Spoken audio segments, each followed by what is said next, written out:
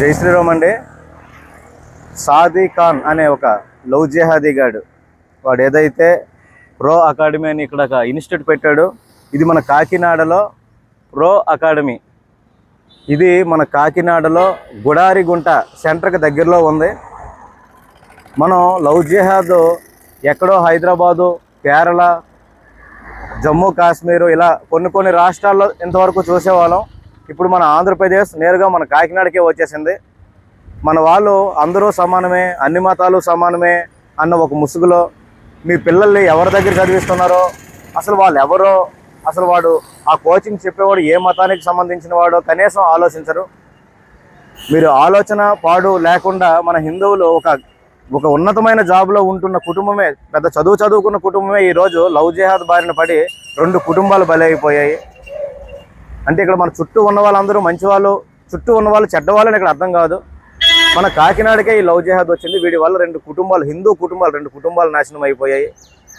ఇంతవరకు ఏ నాయకుడు కానీ ఎవరు పట్టించుకునేది చేసేది లేదు.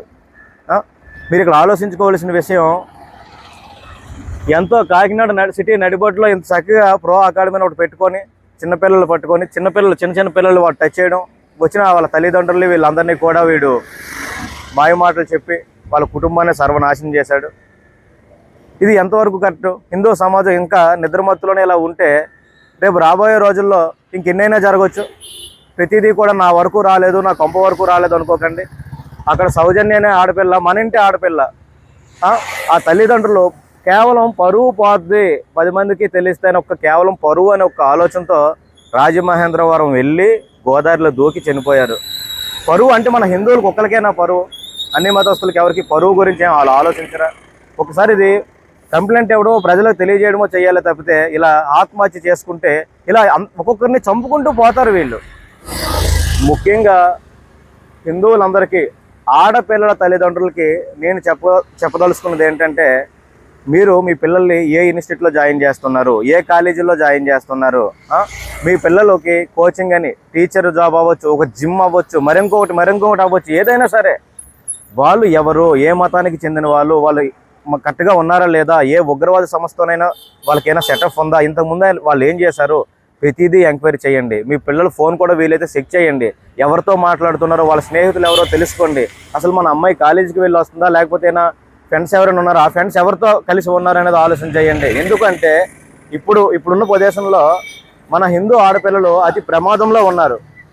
చాలామంది మన ఆడపిల్లలు అనేక మంది బోగ్గల మధ్యలో నలిగిపోయే పరిస్థితుల్లో ఉన్నారు. వాళ్ళు కూడా తల్లిదండ్రులు చెప్పుకోలేరు. అన్యాయం జరిగిన తర్వాత మీరు బయట పడలేరు. ఇలాగా ఏదో బయటపడింది కాకినాడలో ఈ విషయం. ఇటువంటివి కాకినాడలో ఇంతవరకు నాకు వచ్చిన కంప్లైంట్లు 8 కంప్లైంట్లు వచ్చాయి. ఆడపిల్లలు ఇంటికి వచ్చి ఫ్రిడ్జ్లు బాగు చేసుకునేవాడు నీ ఇంట్లో ఉన్న ఆడపిల్లని ఎత్తుకుపోతున్నాడు.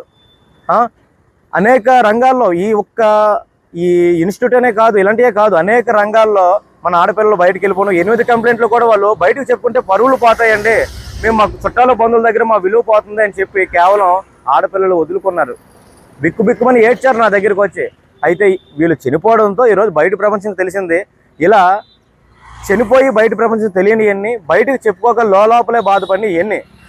దయచేసి బాధితులు మీరు సిగ్గుపడకుండా బయటకు రండి. పరువు అనేది పక్కన పెట్టండి. మనం సచిన తర్వాత పరువు అనేది ఉంటే ఏంటి, లేకపోతే ఏంటి, ముందు మనం ఉండాలి. మన దేశాన్ని మనం బాగు చేసుకోవాలి. ముఖ్యంగా మన ఆడపిల్లలు మనం కాపాడుకోవాలి. హిందువులంతా కూడా, ముఖ్యంగా భారతీయులంతా కూడా మేలుకుంటారని కోరుకుంటున్నాను. ఇటువంటి ఏవైతే ఇన్స్టిట్యూట్లు ఉన్నాయో,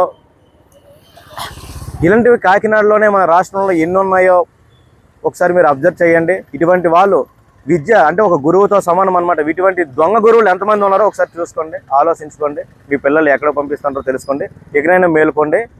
జై శ్రీరామ్, భారత్ మాతాకి జై.